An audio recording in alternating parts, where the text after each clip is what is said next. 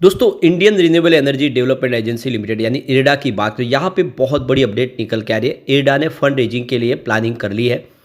Company आने वाले इसमें जिस तरह से बिजनेस तेजी से बढ़ रहा है उसको लेकर फंड रेजिंग करने जा रहे हैं और इसकी जानकारी एक्सचेंज को दी है। अच्छे से समझेंगे इस खबर को तो यहाँ पे कंपनी एफपीओ के माध्यम से या फिर क्वालिफाइड इंस्टीट्यूशनल प्लेसमेंट के माध्यम से यानी क्यूआईपी के माध्यम से फंड रेज कर सकते हैं और इसकी अप्रूवल के लिए यहाँ पे देख सकते हो कि कंपनी मीटिंग करने जा रही है। उसकी डेट भी आ चुकी है। यहाँ पे इरडा के शेयर की आगे की क्या संभावना बन सकती है, मार्केट एक्सपर्ट का क्या कहना है, उसको समझने की कोशिश करेंगे इस वीडियो के माध्यम से।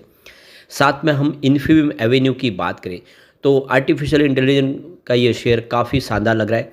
मार्केट एक्सपर्ट इस समय बुलिश है और म्यूचुअल फंड भी इस स्टॉक में जम के खरीदारी करेंगे। ये छोटा स्टॉक आने वाले समय धमाल कर सकता है, जानेंगे इस वीडियो के माध्यम से। साथ में सालासर टेक्नो इंजीनियरिंग की बात करें तो काफ़ी अच्छा इस बार Q1 का रिजल्ट दिया है।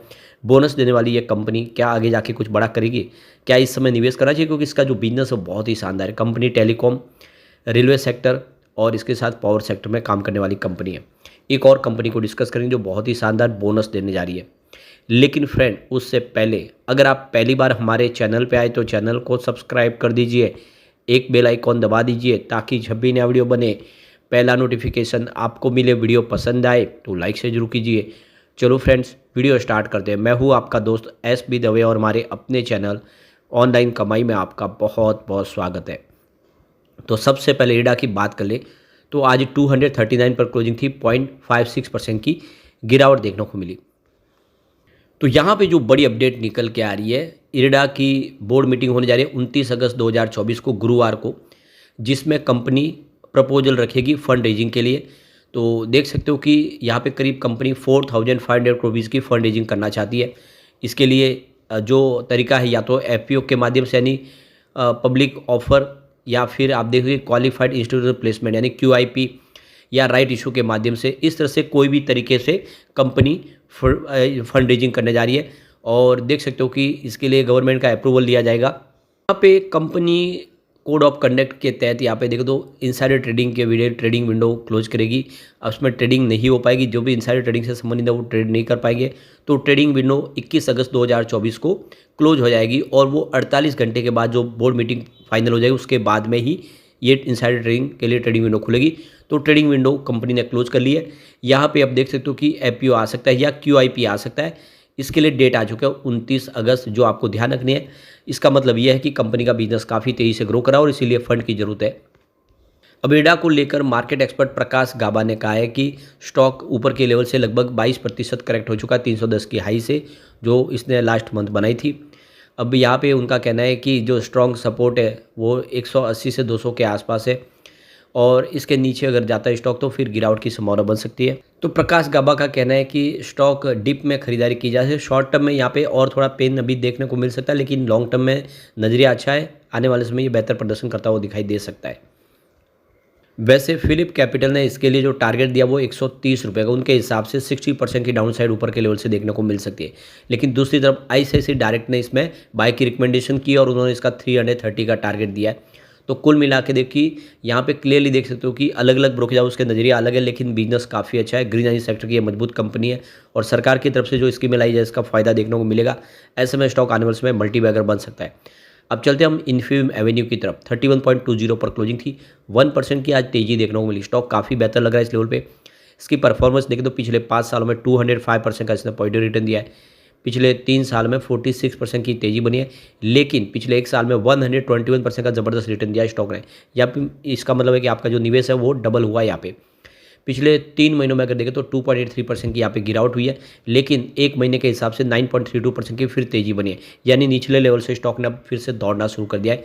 वनडे के हिसाब से 1% के आसपास की तेजी है। कंपनी ऑलमोस्ट डेट फ्री है, सबसे जो बड़ी बात है, और लगातार अच्छे क्वार्टर रिजल्ट दे रही है। कंपनी का जो मीडियन सेल्स ग्रोथ है वो 38.1% के आसपास है लास्ट 10 ईयर से। और कंपनी अब देखो कि काफ़ी तेज़ी से अपने कारोबार को लेकर नई रणनीति बना रही है। आर्टिफिशियल इंटेलिजेंस का जो बिजनेस है ये आने वाले समय कंपनी को नई ऊंचाइयों पर लेके जा सकता है।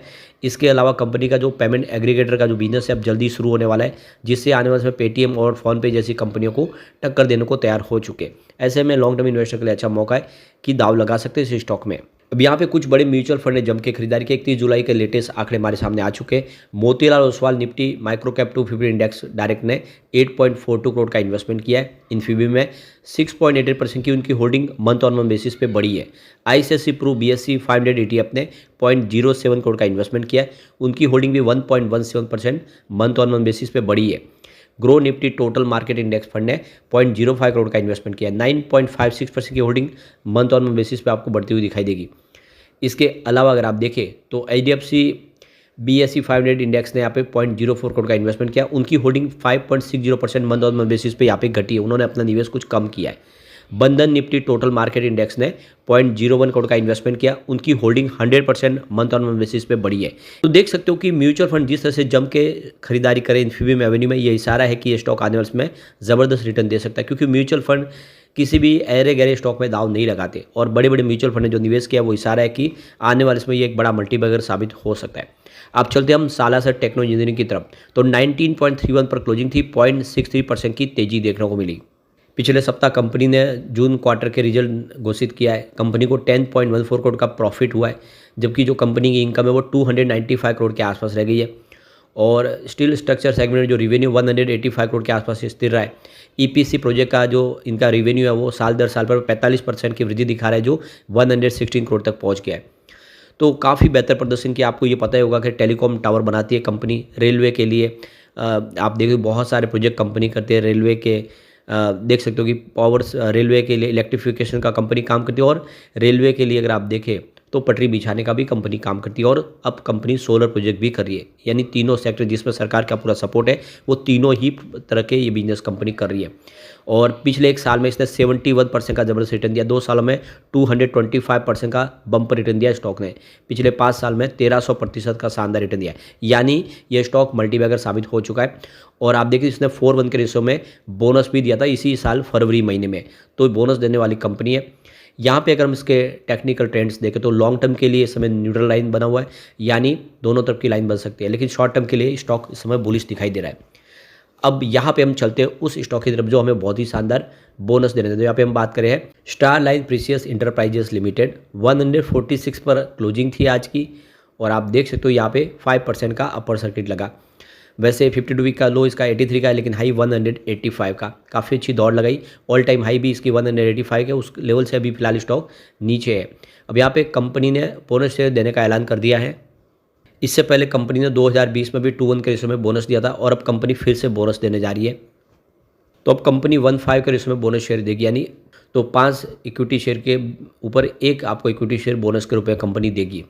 अभी फिलहाल इसकी रिकॉर्ड डेट आनी बाकी है, तो आप इसमें निवेश कर सकते हैं, आपको बिल्कुल बोनस का फ़ायदा मिल जाएगा। तो स्टारलाइन इंटरप्राइजेस की बात की, ये कंपनी देखो कि precious metals stone jewellery business करती है, इसका ट्रेडिंग करती है, और काफ़ी अच्छा इसका बिजनेस है। छोटी से पेनी स्टॉक है, कंपनी का मार्केट कैप 630 करोड़ के आसपास है। दाव लगाया जा सकता है, लेकिन फ्रेंड कोई भी इन्वेस्टमेंट करने से पहले अपने फाइनेंशियल एडवाइजर्स बड़े ले ले या अपना खुद का रिसर्च करें, क्योंकि मैंने वीडियो आपके एजुकेशनल पर्पज़ के लिए ही बनाया। वीडियो पसंद आए तो लाइक से जरूर कीजिए और चैनल को सब्सक्राइब कर दीजिए। Thank you friends.